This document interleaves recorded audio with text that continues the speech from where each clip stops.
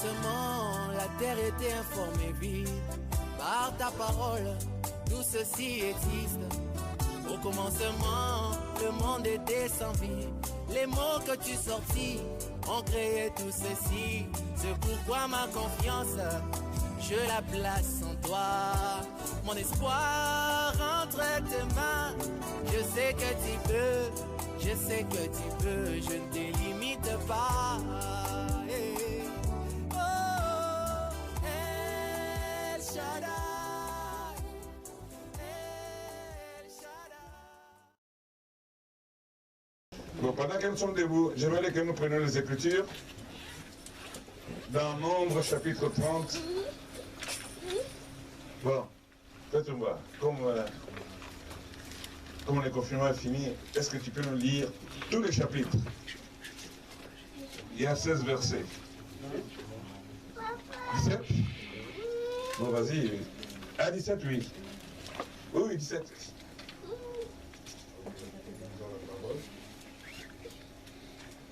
Moïse dit aux enfants d'Israël tout ce que l'Éternel lui avait ordonné. Moïse parla au chef des tribus des enfants d'Israël et dit, voici ce que l'Éternel a ordonné. Lorsque un homme fera un vœu à l'Éternel ou un serment pour se lier par un engagement, il ne violera point sa parole. Il agira selon tout ce qui est sorti de sa bouche.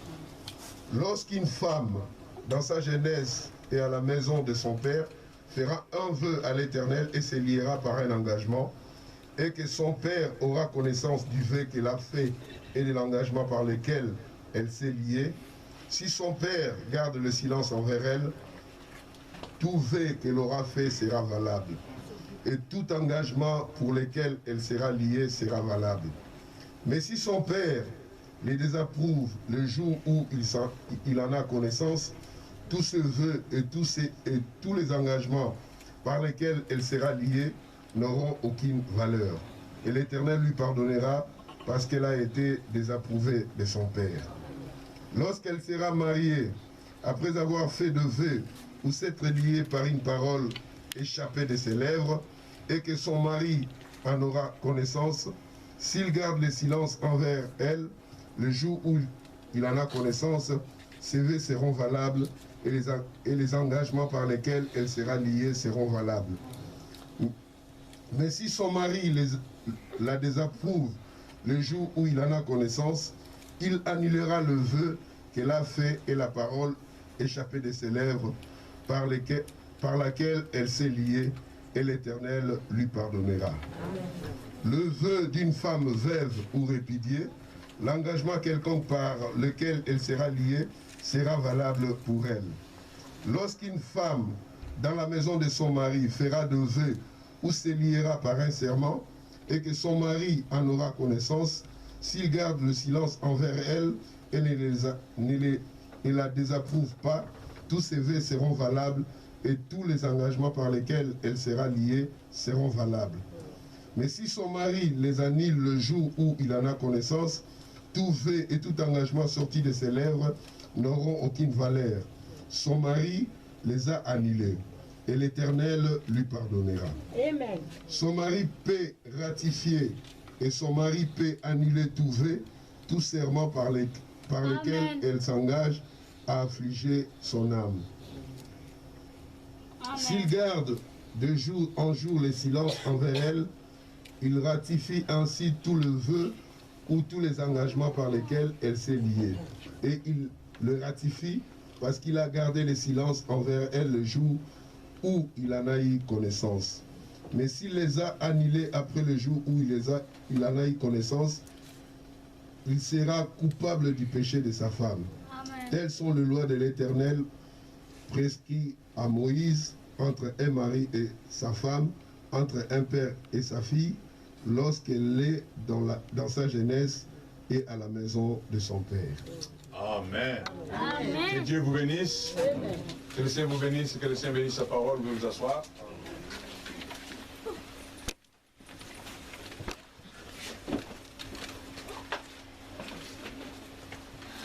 Oh, c'est maman Julienne. Oh. Dieu vous bénisse. Merci. Mais Sephora te faisait de l'ombre.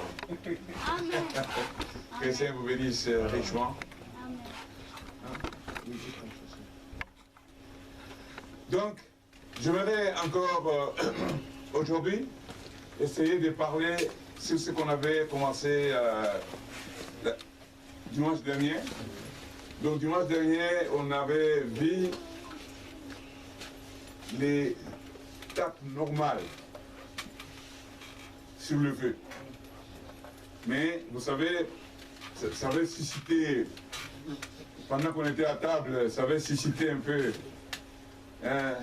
des questions. Je ne savais pas que les jeunes gens sont si versés dans les Écritures, mais j'avais dit, avant de monter, qu'on fera la suite. Et la suite, c'est ça.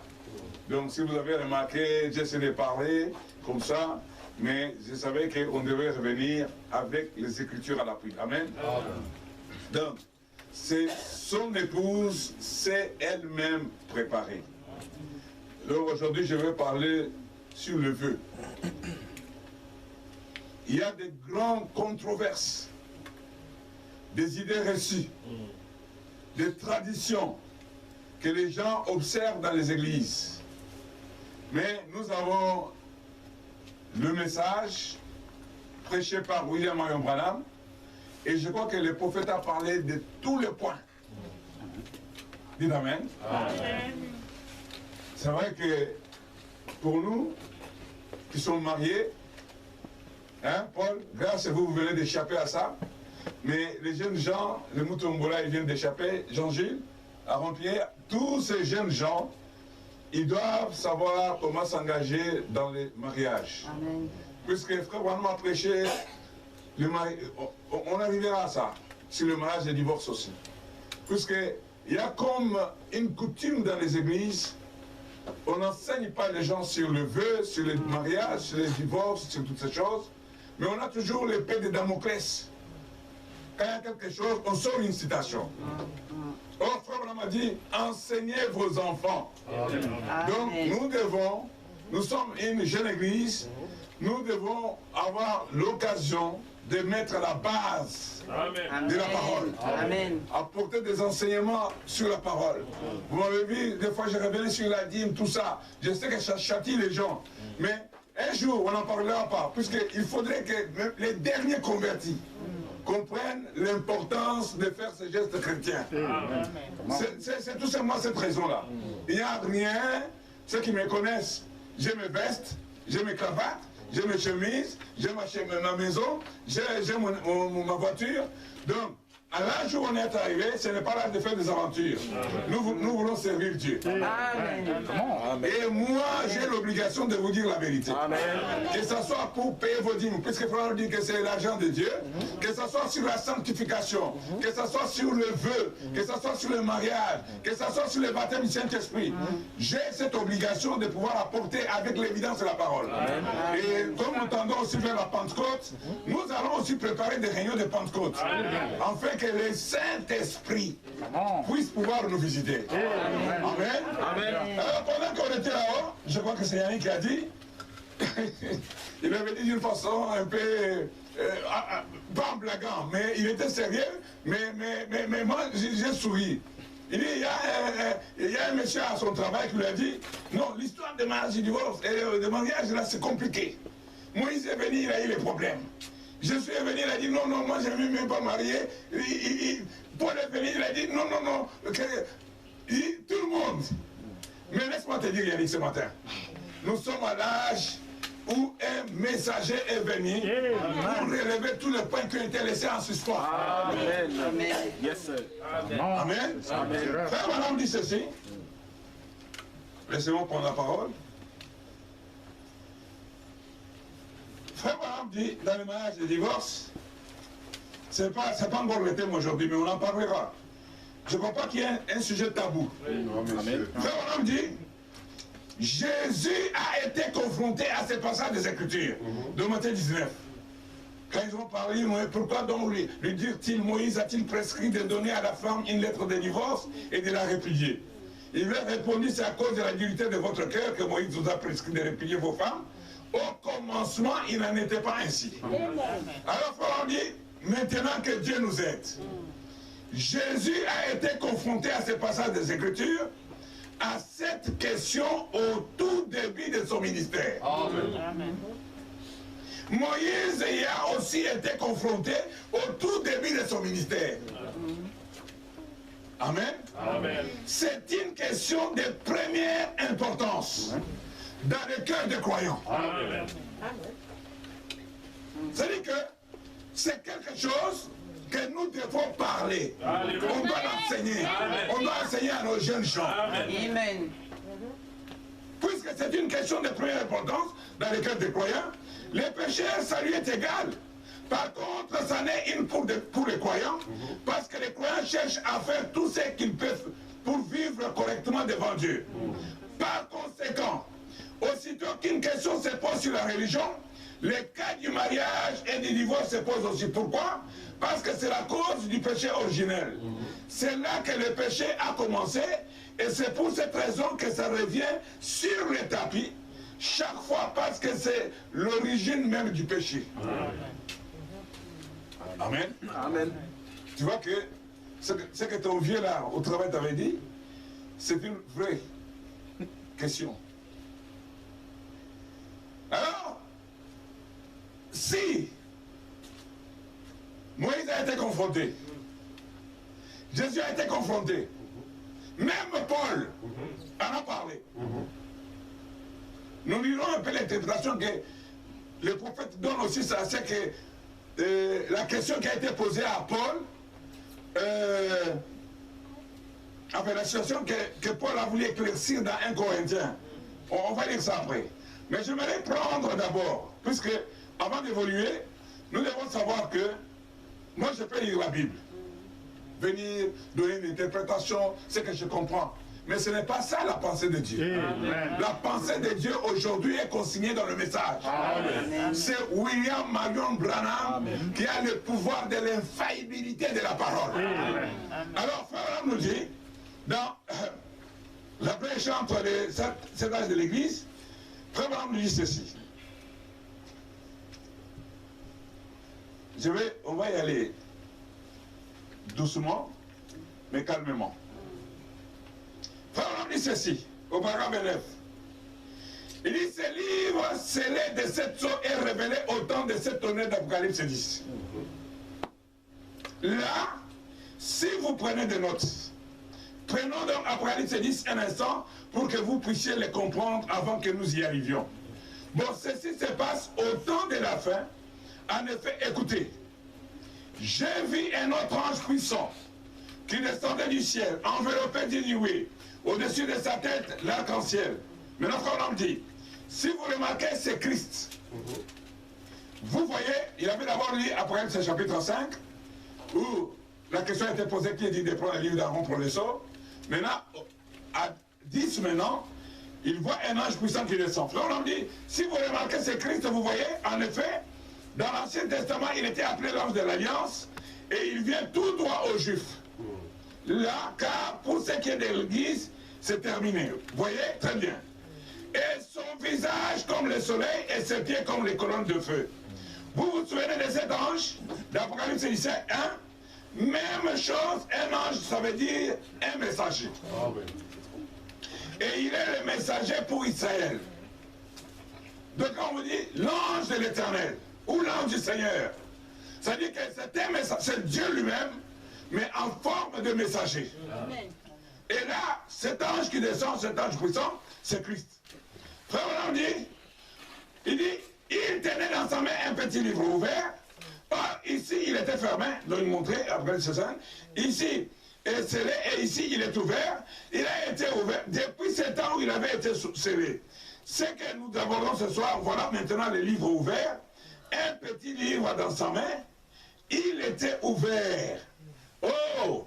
Et le soleil, comme les colonnes, attendez un peu, je vais reprendre ma lecture. Amen. Apocalypse 5, livre fermé. Apocalypse 10, un ange puissant qui descend du ciel. Frère, on dit c'est Christ. Et frère, on dit ici que les messagers, l'ange terrestre, le 7e messager est sur la terre au moment de cette venue. Maintenant, remarquez que l'ange descend avec un livre ouvert. Amen. Il tenait dans sa main un petit livre ouvert. Il posa son pied droit sur la mer et son pied gauche sur la terre. Et il cria d'une voix forte comme rugit un lion.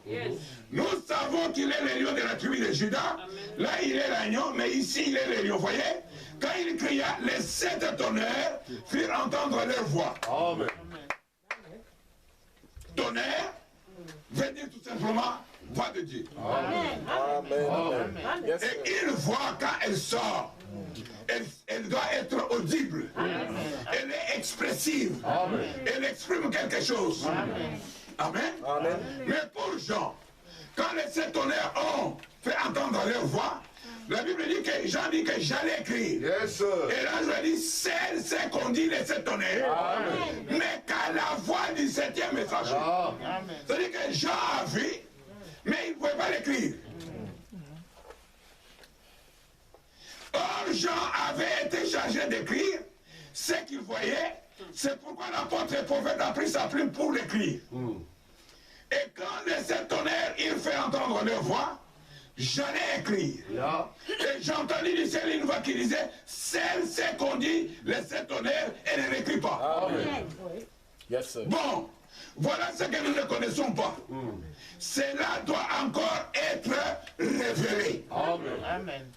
Laissez-moi vous dire, un prophète peut remonter le temps. Un prophète peut remonter les écrits. Amen. Moïse dit, au commencement était la parole. Alléluia.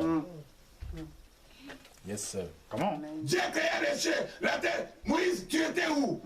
Quand on voit la généalogie de Moïse, Moïse est né bien des années après.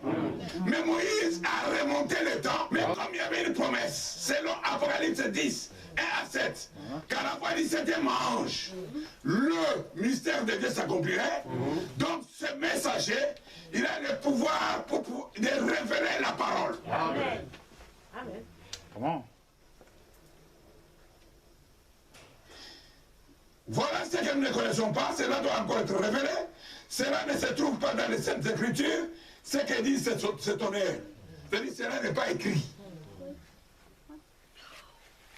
Et l'ange que je voyais debout sur la mer et sur la terre, leva ses mains vers le ciel. Écoutez bien là.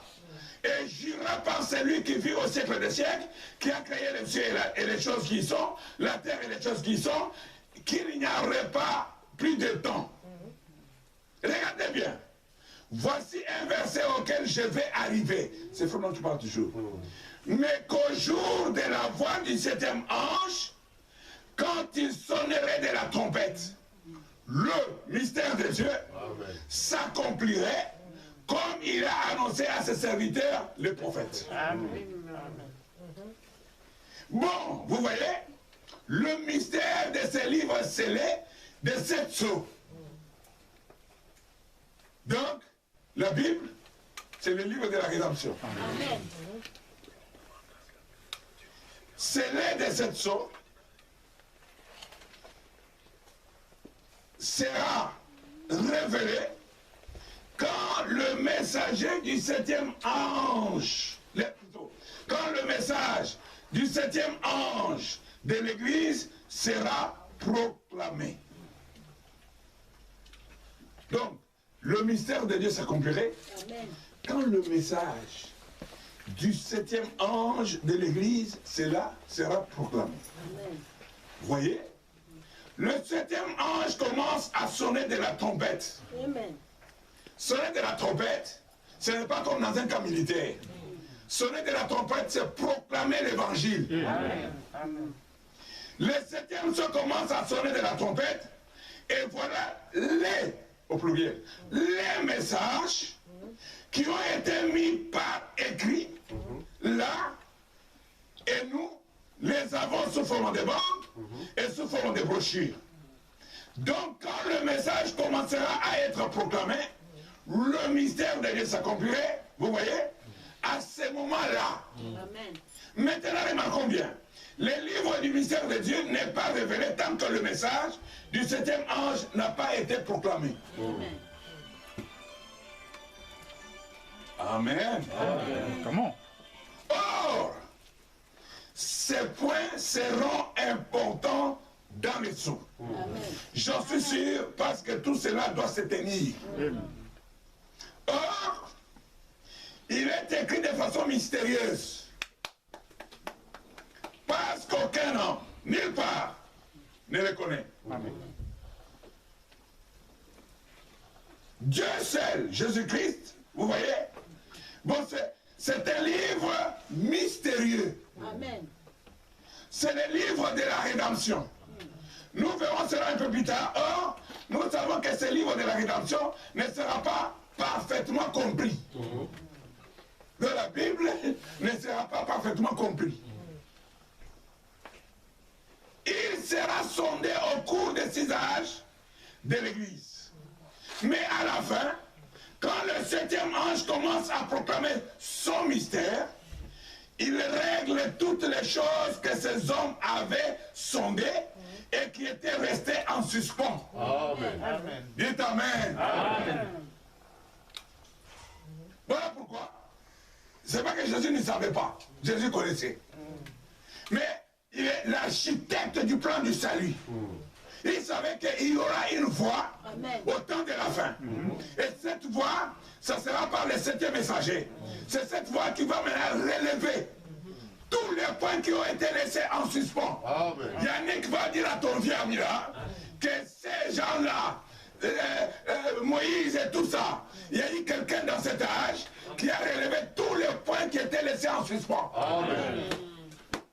Amen. Frère, on dit, et le mystère au pluriel descendent d'auprès de Dieu en tant que la parole de Dieu. Amen.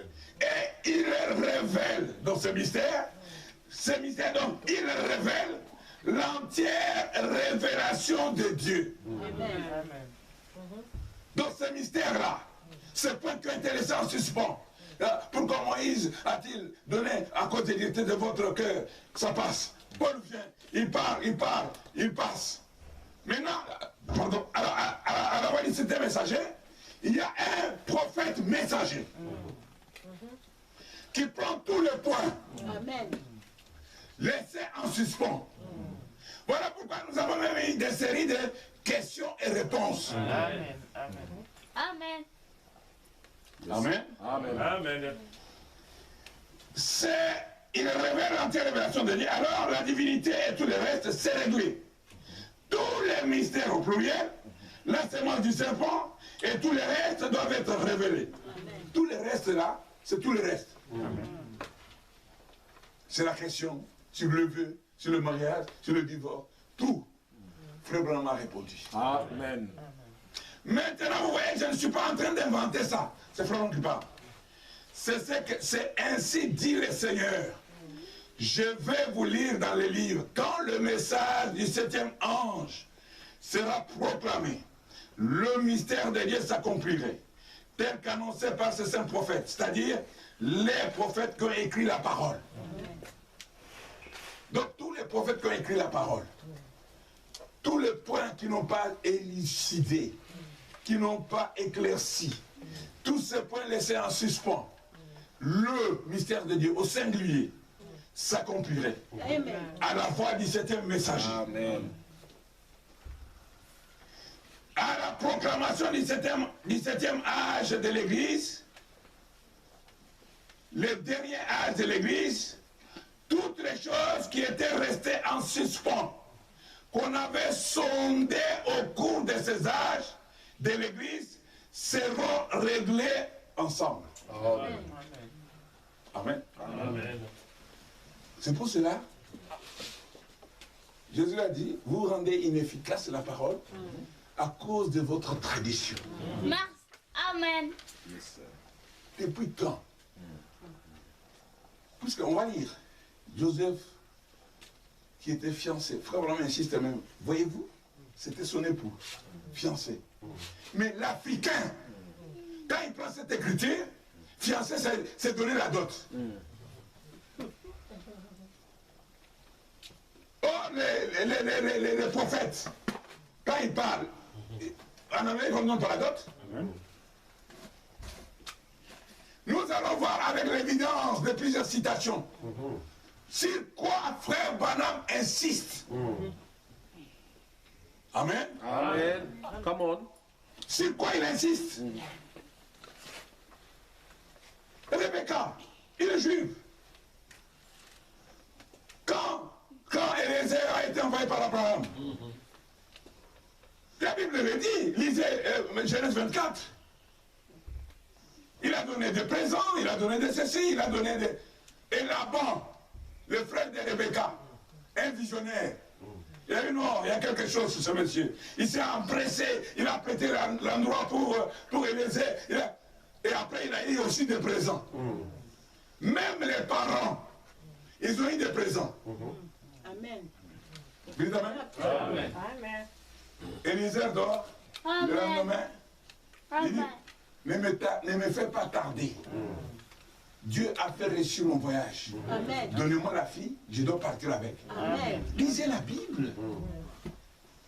Les parents ont dit, elle a elle-même de l'âge. Genèse 24, je crois 58 ou 54. Appelez-la, on va l'interroger. Amen. 20 ans avec cet homme. C'est pas non. Elle a dit oui. Amen. Amen. C'est-à-dire expressif. Amen. Amen. Elle a fait, elle a donné, puisque Abraham était mandaté par, elle avait mandaté Eliezer. Donc la position d'Eliezer, c'était la position d'Isaac. Amen. Puisqu'il a été envoyé sous serment. Yes, sir. Amen. Amen. Va dans mon pays, dans ma patrie, dans ma famille, quelque chose. Et choisis une fille pour mon fils. Alléluia. Comme un homme prévenant. Il a dit, dois-je amener ton fils dans ce pays-là? Abraham savait que Dieu lui avait fait sortir de ce pays-là pour un pays de promesses. Amen. Il a dit, garde-toi intimement mon fils.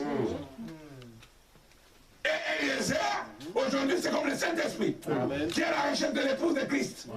Alors maintenant quand Eliezer parle, Eliezer avait prié. Yes, sir. Vous dites amen? Amen. Vous devez prier pour faire le choix. Alléluia. Eliezer avait prié. Il a dit, il a prié dans sa prière, la femme à qui j'ai demandé de l'eau Yes. et qui va abreuver mes chameaux. C'est celle-là la femme pour mon Seigneur. Amen. Alléluia. Mais quand elle a parlé une phrase incomplète. Yes, sir. Amen. Comment? Il a dit, baisse ta Christ s'il te plaît que je boive de l'eau. Mais il y avait une partie non exprimée. Alléluia. Amen. Alléluia. Elle est comme écrite dans la Bible, mais devant Rebecca, elle n'était pas exprimée. Alléluia. Amen. Devant Rebecca, ça n'était pas exprimé. Rebecca s'est mis au travail. Yes, sir. Oh, jeune fille, vous devez toujours être serviable. Vous devez toujours avoir un langage doux. Amen, Vous ne savez pas qui va vous visiter. Amen, c'est vrai, amen. Gloire à Dieu. Amen, amen. Amen. Amen. Amen. Elle s'est mise à boire, à servir, premièrement. Amen. La Bible dit, lisez. La Bible dit que quand Eliezer a bu, elle s'est mise maintenant à courir Yes, sir. My. pour faire boire les chameaux. Un chameau te prend des litres et des litres d'eau. Amen. Yes, sir. Maintenant, elle est Rebecca au travail. Elle prend de l'eau. Yes. Elle met dans la pleuvoir. Elle prend de l'eau. Pas des femmes d'aujourd'hui, les filles aujourd'hui, qui sont presque finies dans leur jeunesse. Ils ne peuvent pas même travailler, tenir les coups. Dieu a besoin de femmes vertueuses. Amen. Elle a travaillé, la Bible dit que Eliezer regardait. Puisque Eliezer voulait voir le caractère. Eliezer voulait voir ce que Dieu lui avait, ce qu'il avait demandé à Dieu. Amen. Amen. Amen. Amen. Amen. Oui. Amen. Amen. Yes, sir. C'est ça. Amen, amen. Les mystères restés en suspens au travers les âges ont été révélés par William Marion Branham. Quand tu vas dans les églises, si les en Centrafrique, ils ont des coutumes centrafricaines, mais dans le message. Non, c'est du n'importe quoi. Au Congo, n'en parlons pas. Depuis quand la dot représente le feu? J'aimerais qu'on me vienne la montrer. Nous sommes tous pas un message. On va passer sur base des Écritures. Amen. Comment? Ah non. Vous êtes dit quoi? Regardez, frère Mali, Jésus et Joseph sont fiancés. Voyez-vous, l'époux. On va lire. Tous les points qui étaient laissés en suspens doivent être Révélé. Gloire à Dieu. Alléluia. Frère Madame dit. Amen. Oh fiston, tu es là. Que Dieu te bénisse. Amen. Frère Madame dit ceci. Question-réponse numéro 2. Oui.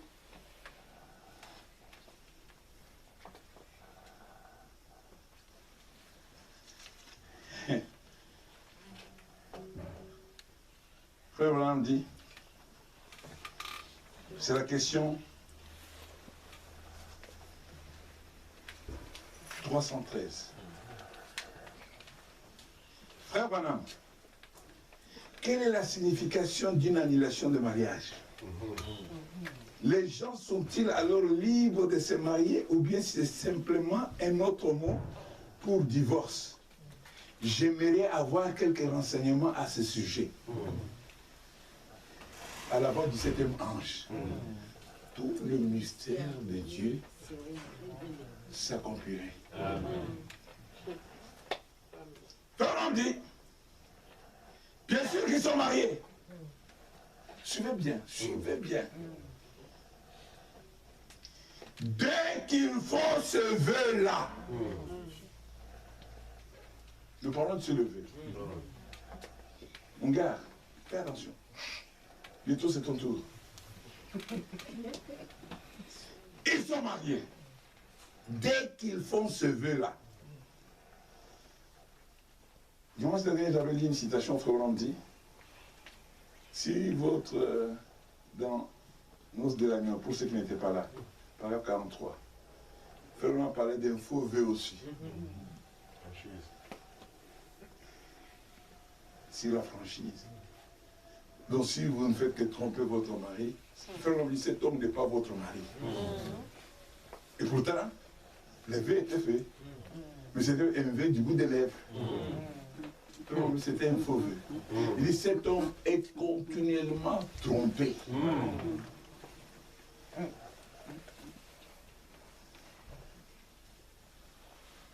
Si par exemple un jeune homme promet à une jeune fille de l'épouser et qu'il le fait de bonne foi, alors il est lié envers cette jeune fille. C'est tout comme s'il l'avait épousée. C'est tout comme. Mais à cause de quoi? Du vœu. Pas à cause de la dot. Non. C'est ça. Pas grâce. Au balai qui est bon, il y a Kangalo Pango.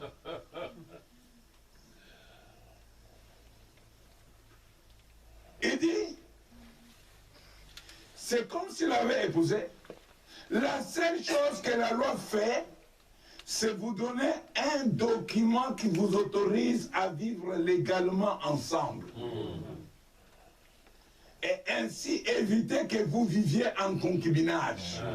Ça, c'est la loi. Mais quand un homme dit à une femme, je vais t'épouser chérie, je vais te prendre pour femme, veux-tu me prendre? Donc, ce n'est pas une situation de sens unique. C'est l'échange de vœux. Frère, on dit, il est marié. Toi, si tu es célibataire, ok. C'est bien d'avoir quand même quelques célibataires, c'est bien. Votre vœu, c'est sacré. Amen. Et c'est ça, en fait, qui vous unit en mariage. Amen. Amen. Il n'y a aucun prédicateur qui peut vous marier. Aucun. Aucun. Ni par force, ni par conviction, ni par quoi. Aucun prédicateur ne peut pas vous marier. Ce qui vous unit, c'est vos vœux. Amen. Amen. Scripturaire. Aucun magistrat. Vous savez, aux États-Unis, je vais y arriver. Aucun magistrat, ni rien d'autre. Ok, nous savons que, frère, on dit dans la restauration de l'épouse, que quand vous n'êtes pas béni à l'église, vous vivez en adultère. Mais ici, il dit aucun prédicateur. Que mes amis pasteurs ne disent pas, ah, on a dit prédicateur, mais pas pasteur. Non. Frère, on dit, j'étais un jeune ministre. Quand son frère lui avait demandé, il avait un ami qui n'avait pas de l'argent pour se faire marier, et Howard, je crois, dit, ah, non, mon frère, il le fait sans argent. Il dit, j'étais un jeune ministre. Et il a marié. Oh non, ah, le prédicateur ne peut pas, un ministre ne peut pas, il faut...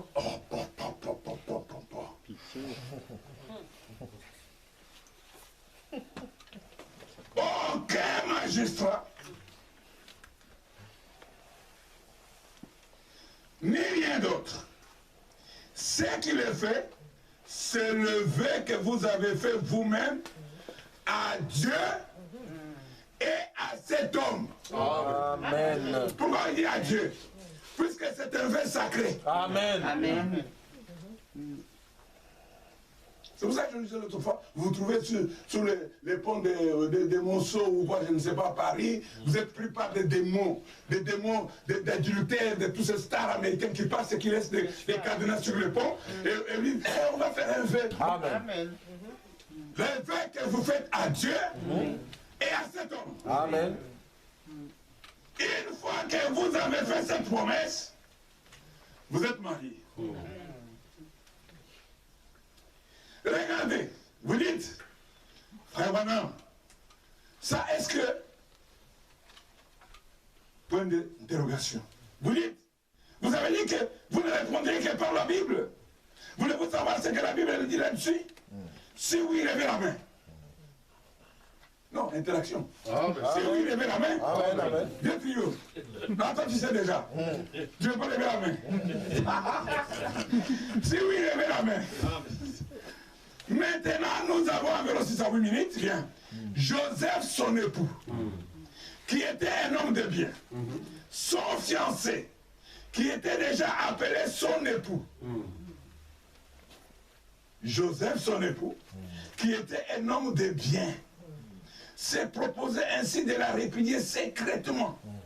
Mais avant qu'ils aient habité ensemble et se trouvant enceinte par la vertu du Saint-Esprit. Vous voyez? Et l'ange du Seigneur lui apparut en songe et dit, Joseph, fils de David, ne crains pas de prendre avec toi Marie ta femme.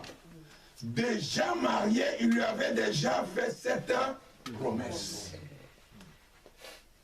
Toi, tu l'avais payé la dot? Non. C'est le vœu sacré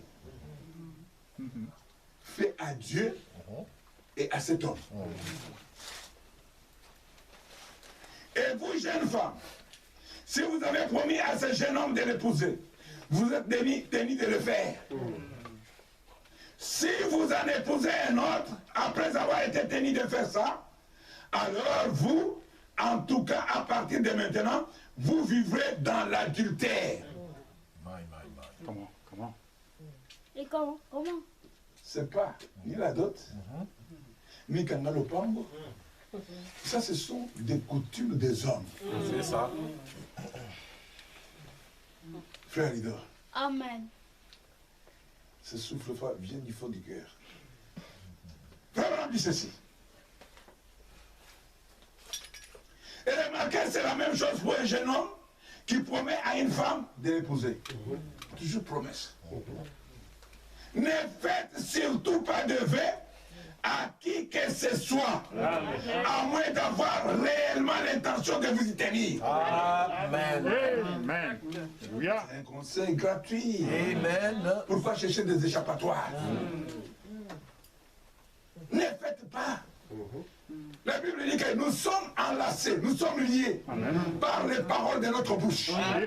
Amen. Ne faites surtout pas Amen. de vœux à qui que ce soit, à moins d'avoir réellement l'intention de vous y tenir. Amen. Souvenez-vous, voilà la référence de la Bible pour appuyer cela. Joseph avait promis à Marie de l'épouser. Amen. La famille, on a dit que la promesse, c'est ça l'échange de Dieu.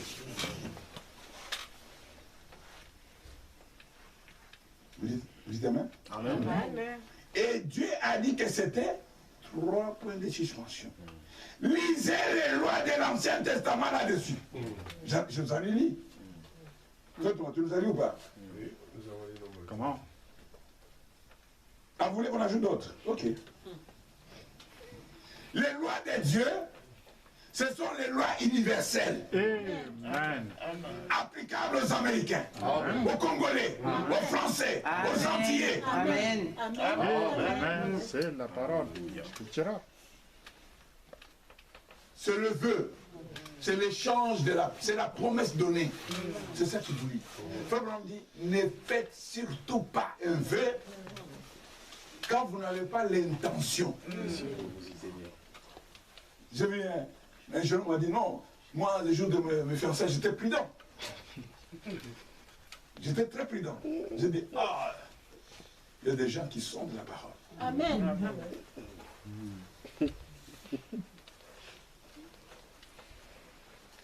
Vous dites Amen? Amen. Oui. Frère Branham dit ceci. Dans Proverbe, non, la parole dit ceci. Amen. Dans Proverbe 20, 25. Ne faites jamais de vœux si vous n'avez pas l'intention. La Bible dit, c'est un piège pour l'homme que de prendre à la légère un engagement sacré. Amen. Alléluia. Comment? Frère Branham dit, dans les noces de l'agneau, il dit, il y a 4 étapes. Il y a la décision. Un jeune homme décide, il voit une jeune fille, il décide, dit, je pourrais quand même parler à cette jeune fille pour qu'elle soit mon épouse. Il parle à la jeune fille. La jeune fille est libre de dire oui ou de dire non. Ne venez pas avec le matraquage. Ne venez pas avec un songe. Venez avec la parole. Amen. Ça, c'est le temps de décision. Il y a le temps de l'engagement. Frère Branham dit que l'engagement doit se faire ici à l'hôtel. Amen. Amen. Amen. Frère Branham demandait toujours à l'audience, y a-t-il quelqu'un dans la salle qui connaît quelque chose qui empêcherait que je puisse bénir ce mariage? Les gars, pas de... Il dit, si il n'y a personne, de maintenant, taisez-vous pour toujours. Amen. Amen. Ah non, non, je n'ai pas voulu le diffamer, parce que tu as vu, et moi je suis un homme quand même poli. Poli là, va avec ta politesse. Amen. L'occasion t'était donnée pour parler. Et on demande aux futurs mariés, quelqu'un connaît quelque chose qui ferait que qui empêcherait que je puisse bénir ce mariage? L'engagement. Étant donné qu'au dernier jour, tous les secrets du cœur seront mis à nu et que chacun répondra. Mais vraiment, c'est un prophète. Même ne peut pas dire par le discernement. Non, c'est un problème personnel. C'est un engagement personnel. Après, s'il n'y a rien, et puis quand il demande là, ce n'est pas qu'il dit tournez à l'assemblée et commencez à confesser vos péchés. Ça, c'est du catholicisme. même pas à lui. Amen. Comment? L'engagement, c'est entre les deux personnes. S'il y a quelque chose qui peut faire empêcher le mariage, l'homme parle, la femme parle. Vous dites amen? Amen. Une fois qu'il n'y a rien, on passe à la bénédiction, l'union. 4 étapes. Maintenant, la Bible dit ici, c'est un piège pour l'homme que de prendre à la légère un engagement sacré.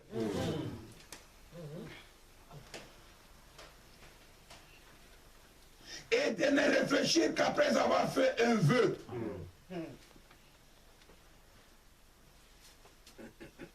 Tu parles, tu es dans la mouvance là. Papa, oui, moi, je viendrai. Je papa, les gens vont dire, tu sens encore la force. C'est bien, c'est bien. Tu as montré que tu es non, tu es bavard, tu es loquace. Mais c'est ta parole. Ta parole et toi doivent être un. Amen. C'est ça. Mais tu commences à dire, ah non, j'avais donné la dot. Oh non, l'autre l'avait donné. Des échappatoires. Amen. Amen. C'est la promesse, c'est ta parole qui te lie. Amen. C'est ça que les prophètes montrent.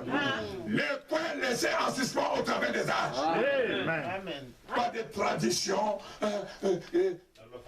Non, non. Redressons la parole. Amen. Yes, sir. C'est-à-dire que tu fais quelque chose à la légère, et puis après, tu rétropédales. Rétropédales. Jamais. Ta parole, tu dois l'accomplir. Amen. Amen. Alléluia. Amen. C'est pour cela il faut formaliser ces choses. Amen. J'aimerais qu'à El Shaddai Tabernacle, s'il y a des gens qui veulent des fréquentations, il faut formaliser. Le mariage commence d'abord par la famille. Si c'est une famille chrétienne, cette famille saura comment orienter les enfants. Cette famille saura comment m'informer, puisque nous ne sommes pas dans un genre, nous sommes dans une société organisée. Amen. Dieu te bénisse. Mais c'est pas pour que je puisse montrer mes dictats, des chantages. Non, non. C'est pour aider les gens. Amen. C'est pour cela qu'on est obligé de faire ça maintenant. Comment? Amen. Amen. Pour que les gens ne disent pas, ah, moi je ne savais pas. Puisqu'aujourd'hui, remarquez, hein, ce n'est pas trop enseigné. Mais quand il y a une beuverie, on sort l'épée. On lâche. Tu n'as pas enseigné, tu n'as pas averti les gens. Mais maintenant, quand il y a un problème, non. Dites Amen. C'est un piège. Vous voulez avoir une parole? Amen. Comment? Ecclésiaste 5, 3 à 4. Lorsque tu as fait un vœu à Dieu, ne tarde pas à l'accomplir. Car il n'aime pas les insensés. Amen. Amen. Amen. Pourquoi tu veux écrire seulement? Tu me freines là. Je suis obligé de t'attendre.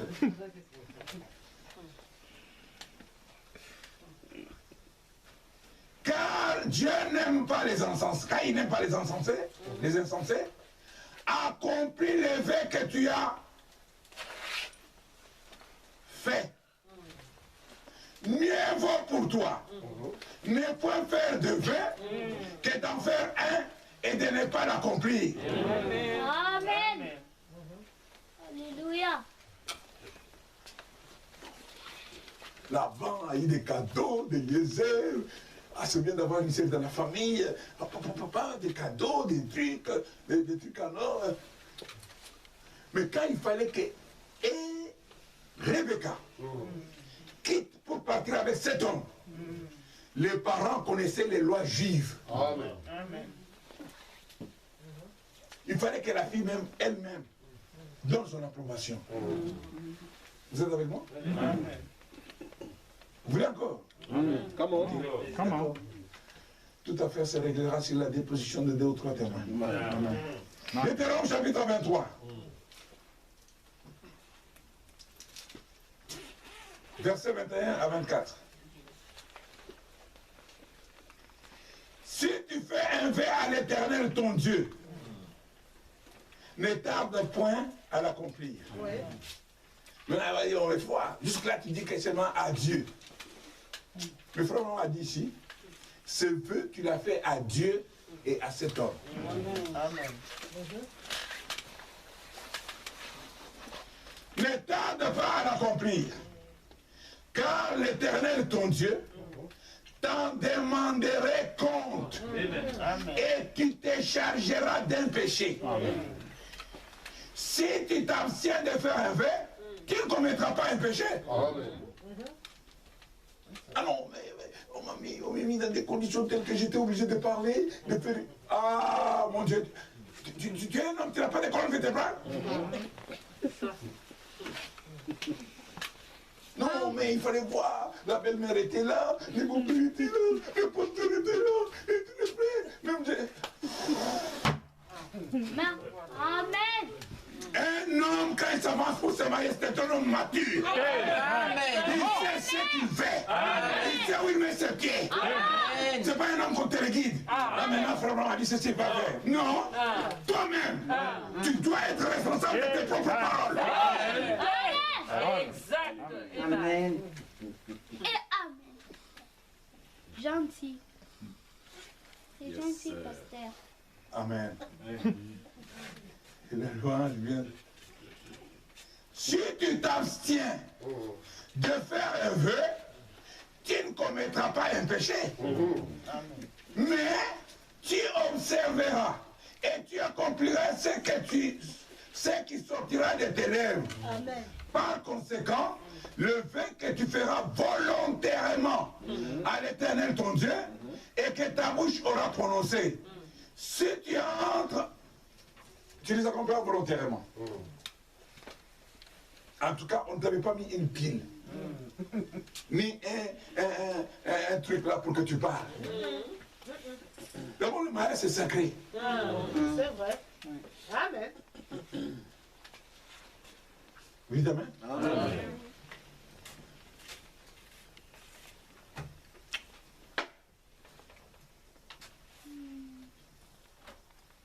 Frère Branham dit,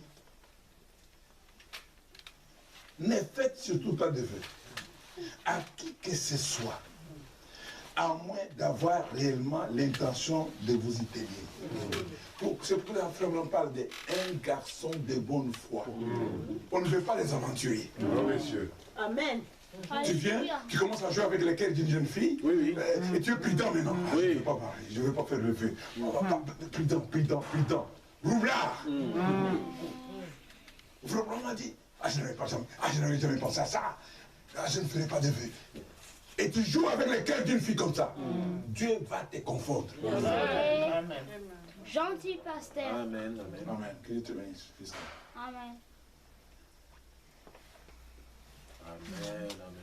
Un garçon de bonne foi. C'est-à-dire, un homme qui veut se marier, un homme qui veut fonder une famille, un homme qui n'a pas de dictat. Tu es comme un roseau agité. Le vent vient. Mon Dieu, qui a versé le sang pour toi? Amen. Amen. Alléluia. Frère, continue, il dit. Amen. C'est gentil, pasteur. Amen. Souvenez-vous, voilà la référence de la Bible.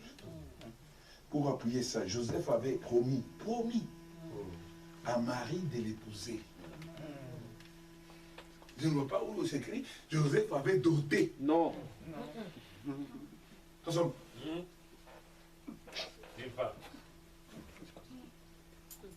Peut-être que toi tu as mes lunettes, peut-être. Tu n'as pas de lunettes peut-être. Joseph avait promis à Marie de l'épouser. Lisez les lois de l'Ancien Testament là-dessus. Vous voyez? C'est ce qu'on a lu. Dans la loi de l'Ancien Testament, si vous avez promis à une femme de l'épouser et que vous en épousez une autre, vous commettiez adultère. Amen.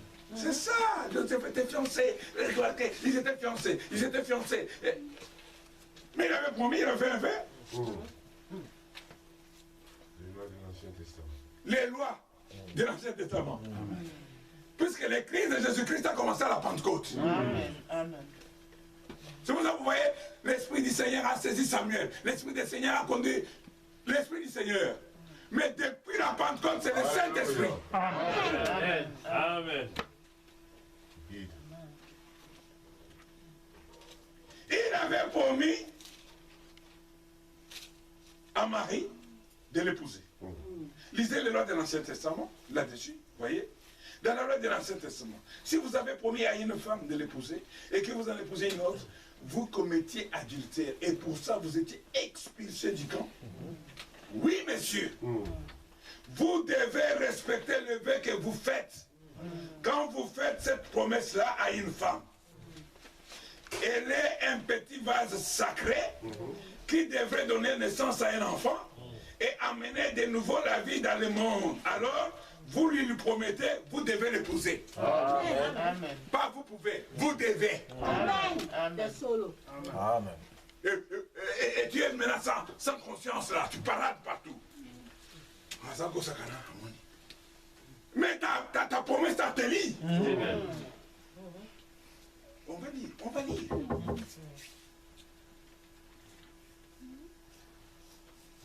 Elle te lit.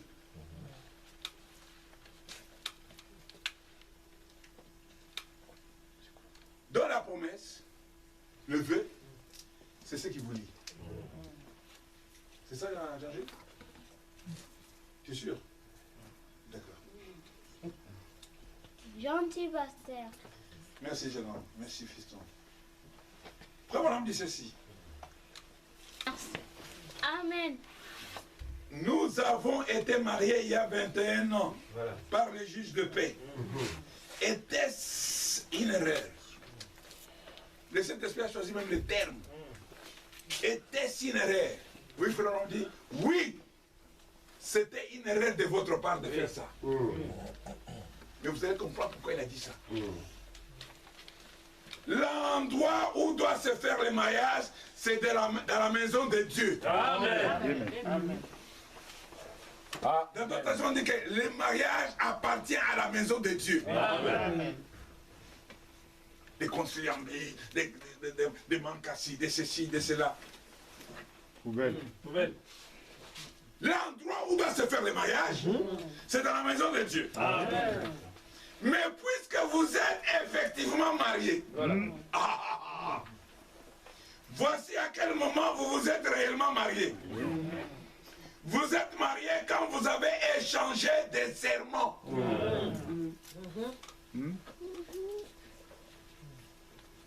Puisqu'aux États-Unis, pour ceux qui ne le connaissent pas, mon petit frère me disait, frère Branham était, si c'est commandant, le commandeur de quoi là, il avait le droit de marier les gens civilement et tout ça. Je dis, oh, c'est la loi aux États-Unis. Mais ce n'est pas tous les pasteurs. Frère Ferguson, il a aussi cette prérogative-là. Donc, ils peuvent faire le mariage civil et faire le mariage religieux. Donc, c'est que les juges de paix, comme il est là, les juges de paix, ce qu'il fait là, au lieu d'aller à la mairie, ça se fait directement à l'église. Remarquez, quand vous allez au juge de paix ou à la mairie, ils lisent des promesses de vœux que vous devez échanger. Oui, oui. Vous êtes d'accord avec moi? Amen. Il vous demande même de vous embrasser comme on le fait. Mais puisque nous sommes avertis, on dit non, on le fera après. Mais c'est un piège. Puisque quand tu fais des vœux là, normalement, Frère dit que vous êtes mariés à ce moment-là. L'échange de vœux. On me dit, c'est dans la maison de Dieu. Mais puisque vous êtes effectivement mariés, voici à quel moment vous vous êtes réellement mariés. Vous êtes mariés quand vous avez échangé des serments. Quand vous vous êtes promis l'un à l'autre que vous alliez vous épouser. Chez qui? Chez les juges de paix. Alors la prudence exige. Amen. Qu'on se marie. Oui. Si en France ce n'est pas autorisé, qu'on aille au mariage civil après.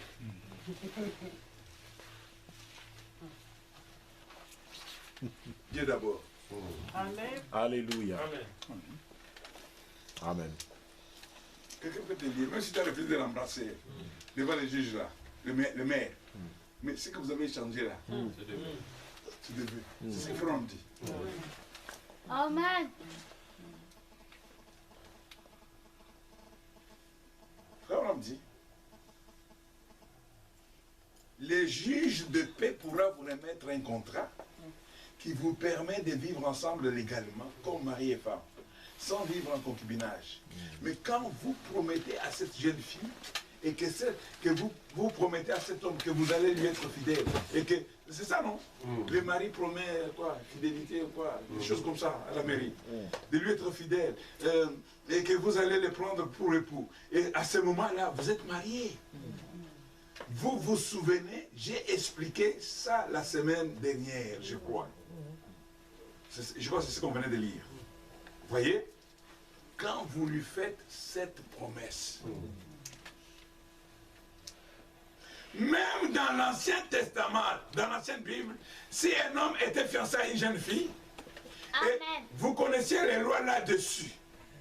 Mais c'était exactement la même chose qu'un adultère, certainement, quand il faisait cette promesse, c'était classé. C'est-à-dire, quand il fait la promesse, fini.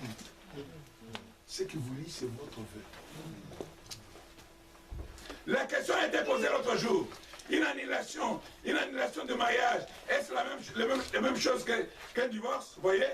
Quand vous me posez ces questions-là, mes amis, vous ne savez pas ce que vous me faites, ce que ça me fait. J'ai beaucoup d'amis qui se trouvent ici, qui se sont mariés 2 ou 3 fois. Vous rendez-vous compte que je suis en train de parler à mon propre fils, à Billy Paul? Est-ce que j'épargnerai Billy Paul? Absolument pas. Billy s'est marié avec une certaine jeune fille. Billy a fait quoi? Soyez actif. Avec une certaine fille, il était venu à moi en disant, papa, je vais me marier. J'ai lavé ma voiture, j'ai dit, tu dis des bêtises. Et j'ai continué à laver ma voiture comme ça. Il dit, je vais me marier. J'ai dit, oh, alors donc. Et j'ai continué ma besogne comme ça. Et il a fait demi-tour, il est allé raconter ça à sa mère, et sa mère s'est moquée de lui. Vous savez ce qu'il a fait? Il est parti avec une gamine qui allait encore à l'école primaire, et il s'est marié. Donc quand on dit qu'il s'est marié, je dis ce qu'il dit. Parce qu'aux États-Unis, vous pouvez vous marier en un clin d'œil et divorcer en 3 clins d'œil. Et il s'est marié. Nous avons annulé le mariage, mais n'empêche qu'il était marié. Nous, là, c'est qui? Amen. C'est ce qu'on a dit. Amen. Si une fille fait un vœu et que son père n'est pas au courant, s'il apprend qu'il a fait un vœu, il annulera ce engagement. Amen. S'il apprend et qu'il fait passer un jour, c'est qu'il est consentant. Nous avons annulé le mariage, le père de cette jeune fille et moi. C'est mon garçon. Il est assis ici. Il m'écoute en ce moment. Mais c'est tout à fait vrai.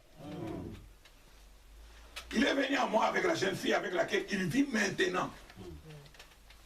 Donc, vous comprenez que Frère Branham est le père de la gamine qui partait à l'école.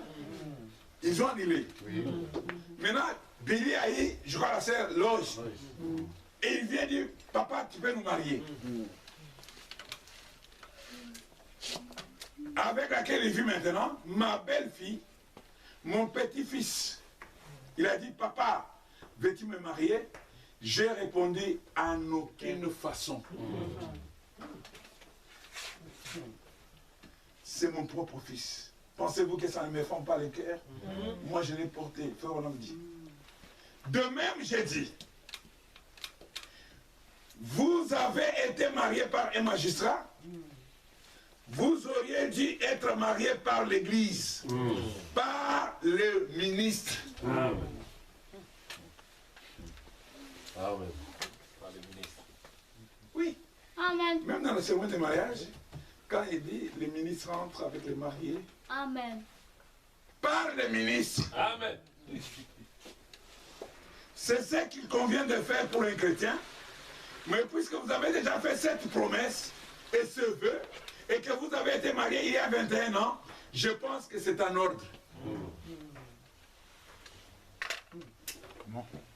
Vous avez vu la dot dedans? Non. Vous avez vu les vaches qu'on a données? Amen. Amen.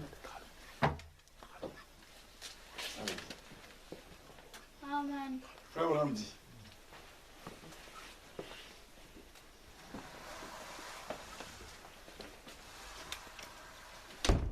Je vais ressortir.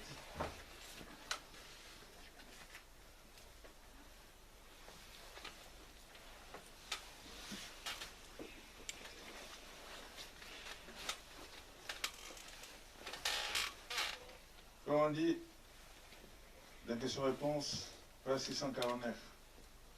Maintenant, la première question, ça se trouve, je crois, dans 1 Corinthiens au chapitre 7 et au verset 15. Donc, maintenant, nous allons tâcher de prendre ces passages de l'Écriture pour voir ce que c'est et voir si nous pouvons venir en aide à cette chère personne qui pose la question. Donc, 1 Corinthiens chapitre 7, verset 15. Mais je crois que c'est un peu verset 10, c'est comme ça. Et je m'imagine que la personne est présente en ce moment. Maintenant, voici ce qu'on y lit. Si les non-mariés se séparent, qui se séparent, non, c'est pas le mariage du on parlera de tout ça. Mais aujourd'hui, je vais montrer sur ce point le vœu. Qui se séparent. Les frères ou la sœur ne sont pas liés dans ces cas-là. Dieu nous a appelés à vivre en paix. Bon. 1 Corinthiens chapitre 5, verset 15. Maintenant, la question qu'on a posée. Frère Branham, est-ce que ceci veut dire que le frère ou la sœur sont libres de se remarier? Frère Branham dit non. Ah, mais attends, il contredit Paul ou comment? Paul dit que les frères ou la sœur ne sont pas liés. Mais non. Un prophète, c'est une affaire. Amen. Voyez, vous ne saisissez pas sa question-là. Et moi, je faisais partie de ceux qui n'avaient pas saisi la question par rapport à sa réponse. Et ce qu'il est en train de dire, ils ne sont pas libres. Vous voyez, cela créerait une contradiction dans l'écriture. Et les Écritures ne se contredisent en aucun cas. Amen. Vous voyez? Maintenant, nous allons, voyez-vous, par exemple, vous pouvez faire dire à l'Écriture, en ne lisant qu'un seul verset, tout ce que vous voulez lui faire dire pour que ça cadre avec votre idée. Mais il faut prendre l'idée sur laquelle portent leurs propos. Par exemple, si j'étais en train de parler à Frère Neville et que vous m'entendiez dire le mot « boat », c'est en anglais. Là, vous repartiriez en disant, tu sais, ce qu'il est en train de dire, il nous a trouvé ennuyeux. The boat. C'est comme boring. Boat. Ah, non, mais il nous a trouvé ennuyeux. Il nous a trouvé ennuyeux ce soir, en anglais. Boat. Vous voyez? Non, dirait l'autre. C'est faux. Ça voulait dire qu'il devait payer sa pension. Juste un mot. Les doctrines naissent. Et vous l'avez dit, il devait payer sa pension en anglais. Board. Qu'il allait payer ça. Et l'autre dit, oh non, ce n'est pas ce qu'il voulait dire. Il parlait de la planche. Comment on appelle ces trucs-là? Streetboard? Des trucs de la planche que les jeunes utilisent souvent. Skateboard. Là, il y a que, il parle de la planche sur le côté de la maison. Et un autre va dire, ah non, moi je vais te dire, je crois que je cherchais à parler de percer. Boring. De percer un trou. Voyez? Voyez? Doctrine à cause des mots. Doctrine à cause de Joseph, son époux. Non, Joseph, son fiancé. Joseph? Amen. Quand l'ange est venu, avant que l'ange vienne, la Bible dit que Joseph, son époux, son fiancé? Fiancé, hein? Oui. Non, c'est proposé de repenser. Bon, voilà. Le mot là, fiancé, c'est en français. Mais, nous on le dit, fiancé le dit, il a donné la dot. Il a donné la dot. Il a fait ceci. Mais pour Dieu, fiancé, c'est qu'il a fait un vœu. Il a donné la promesse. Ça, ce sont les lois de l'Ancien Testament. Amen. Amen.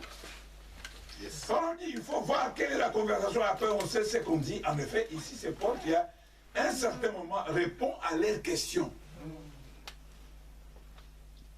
Moïse a parlé. Il en avait marre. Il a dit, donne-moi quelque chose. Lettre de divorce. Divorce. Jésus vient. Pourquoi alors, Moïse? C'était à cause de la dureté de votre cœur. Paul vient, des questions comme ça. Premièrement, on dit que Paul voulait répondre à leurs questions. Qui, à un certain moment, répond à leurs questions. Parfois, les gens disent, la Bible se contredit. Je voudrais bien voir ça. Je voudrais bien voir ça. Elle ne se contredit pas. Ça fait 32 ans que je me tiens derrière la chair et je n'ai encore jamais vu de contradiction. Vous voyez? Elle ne se contredit pas. Elle est tellement, c'est vous qui la contredisez. C'est vrai. Vous voyez? Et qui ne la comprenez pas. Le Saint-Esprit est celui qui révèle, le révélateur de la parole. Par conséquent, la contradiction, 3,6%. Vous voyez, Paul écrit là à ces gens disant, vous avez demandé telle et telle chose. Seulement, il ne dit pas précisément qu'on l'a demandé. Il dit simplement ce qu'il a mis. Et alors voilà qu'il leur répond quelque chose qui va à l'encontre de ce qu'eux demandaient.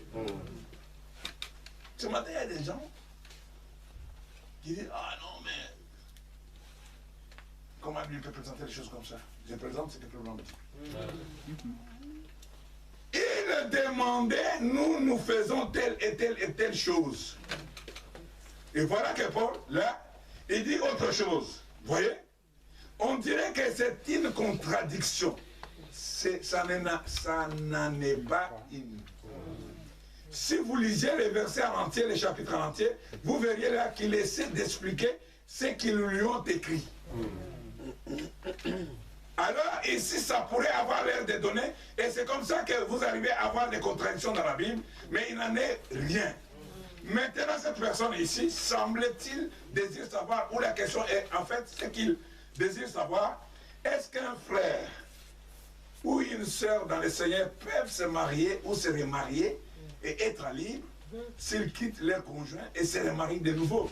Le problème dit non. Mais je vais vous amener à un point. C'est surtout le point de vœu. Puisque le problème de remariage, on en parle dans mariage et divorce. Si on en parle, on en parlera aussi. Maintenant, commençons au verset 10. à ceux qui sont mariés, j'ordonne, non pas moi, mais le Seigneur, voyez, que la femme ne se sépare point de son mari. Alléluia. Si elle est séparée, qu'elle demeure sans se marier, ou qu'elle se réconcilie avec son mari, et que le mari ne bénit point sa femme. Ça, ce sont les commandements du Seigneur. Amen. Aux autres, changement de tempo. Aux autres, ce n'est pas le Seigneur, c'est moi qui dis, voyez, si un frère a une femme non croyante, maintenant observez son sujet, voyez, et si vous lisez tout ce qui précède et les chapitres entiers, vous verrez que ces gens se disaient, si nous nous sommes mariés avec une femme et que nous, si je me suis marié et que je deviens incroyant alors que ma femme n'est pas croyante, alors je vais pouvoir la répudier. Oh non, ce n'est pas ça. Amen. Vous ne pouvez pas faire ça. Amen. Amen. Oh, que ça va, amen. Amen. Alléluia. Amen. Alléluia. Amen. Alléluia. Gentil pasteur. Oh, non. Elle est sorcière, elle ne veut pas quitter la sorcellerie, je l'ai répété. Oh, c'est pas un motif de divorce. Non, messieurs. Si un frère a une femme non croyante et qu'elle consente à habiter avec lui, qu'il ne la répudie point. Là, ce n'est pas le mariage qui est en cause, c'est l'incrédulité. Amen. Ne mélangez pas les choses. Non. Elle est sorcière, elle est non-croyante, non, ça ce n'est pas le mariage qui est en cause. Votre mariage est lié par rapport à vos frères. Amen. Dites Amen. Christophe dit Amen. Amen. C'est ça qui vous lie. Oui. Amen. Donc ce n'est pas croyant et non-croyant, non, mais non, je peux la répudier pour prendre une autre. Frère, on dit que ce n'est pas le mariage qui est en cause. Non. Il dit que c'est l'incrédulité qui est en cause. Pas question de se remarier de nouveau. Alléluia. L'Éternel a envoyé la parole et la parole vous délivre. Amen. Les gens qui sont pas mariés, ils ont de la chance. Nous, on a pataugé dans la pénombre. Oui. Pénombre. Amen. Amen. Je vais dire une des citations historiques. Alors on dit, Seigneur vous dit, qui de sa venue. Et si nous examinions ce que nous faisons quand nous allons nous marier, quand nous choisissons notre épouse ou notre mari, si nous pouvions examiner cela minutieusement, un homme devrait prier sincèrement, car il pourrait ruiner toute sa vie. C'est vrai, Seigneur. Rappelez-vous que le vœu, c'est jusqu'à ce que la mort vous sépare. Amen. C'est que la mort nous sépare. Et il pourrait ruiner sa vie en faisant un mauvais choix. Amen. Mais s'il sait qu'il fait un mauvais choix, en épousant une femme qui ne lui convient pas comme épouse, et qu'il le fait de toute façon, alors c'est sa faute. Amen. Une faute, ce n'est pas une erreur. Tu peux aller de Bible, changer d'église, changer de pasteur, changer de ceci. Trouver des gens qui vont t'approuver. Ce ne sont que des humains. Amen. La parole de Dieu demeure. Amen. Amen. On t'a conseillé, on t'a parlé, tu as refusé, tu as montré que tu connaissais, tu parlais. Si il sait qu'il fait un mauvais choix en épousant une femme qui ne lui convient pas comme épouse et qu'il le fait de toute façon, alors c'est sa faute. Amen. Si la femme accepte un mari sachant qu'il ne lui convient pas comme mari, après que vous avez su que ce qui était vrai et ce qui était faux, alors c'est votre propre faute. Donc, vous ne devriez pas le faire tant que vous n'avez pas minutieusement prié à ce sujet. Amen. Amen. Comment? Amen. Amen. Je me résume.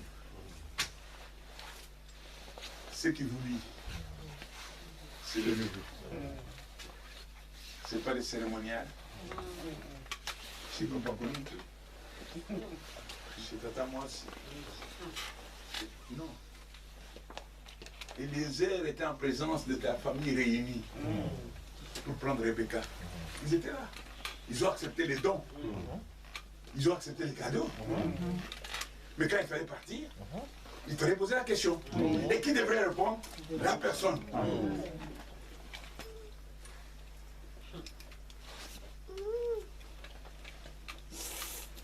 Frère Abraham dit, le messager, avez-vous déjà remarqué comment ceux qui conduisent hors de la vérité, les gens qui les écoutent, les lient à eux par la peur, ils leur disent que s'ils n'obéissent pas ou s'ils ne les abandonnent, ils seront détruits.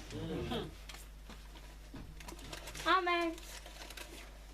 Avez-vous déjà, c'est une question, remarqué comment ceux qui conduisent hors de la vérité, les gens qui les écoutent, les lient à eux, par la peur. Ils leur disent que s'ils n'obéissent pas ou qu'ils les abandonnent, ils seront détruits. Donc on dit ce sont des faux prophètes. Car un vrai prophète conduira toujours les hommes à la parole. Amen. Yes, sir. Comment? Et les liera à Jésus-Christ. Et ces prophètes ne leur dira pas de les craindre, oui, ou ce qu'il dit, mais de craindre ce que dit la parole. Amen. Yes. Amen. Amen. Scripturaire. Amen. Merci Seigneur. Remarquez aussi combien ces faux prophètes, semblables à Judas, courent après l'argent. Ils vous amènent à vendre ce que vous avez, ce que vous possédez et à tout leur donner pour l'accomplissement de leurs desseins. Il y a des églises comme ça. Hein. Voilà. J'ai vu des gens, ils ont vendu des parcelles. Maman Julien a un de son cousin qui était un grand professeur. On a dit, tu vas à la parcelle, on t'envoie en mission au Bénin. Hein. Le gars s'est retrouvé point zéro. Vous dites Amen? Amen. Vous dites Amen? Amen. Amen. Il a envoyé la parole. Il a ordonné que ces choses soient et maintenant il doit envoyer ceci. La première chose qui arrive lorsqu'il commence à descendre du ciel est un cri de commandement. Qu'est-ce donc? C'est un message pour rassembler les gens. Un message est proclamé premièrement. C'est le temps de la préparation de l'âme. Que Dieu vous bénisse. Amen.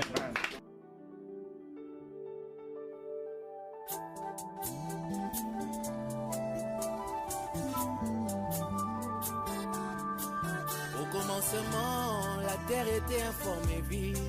Par ta parole, tout ceci existe. Au commencement, le monde était sans vie. Les mots que tu sortis ont créé tout ceci. C'est pourquoi ma confiance, je la place en toi. Mon espoir entre tes mains. Je sais que tu peux, je sais que tu peux. Je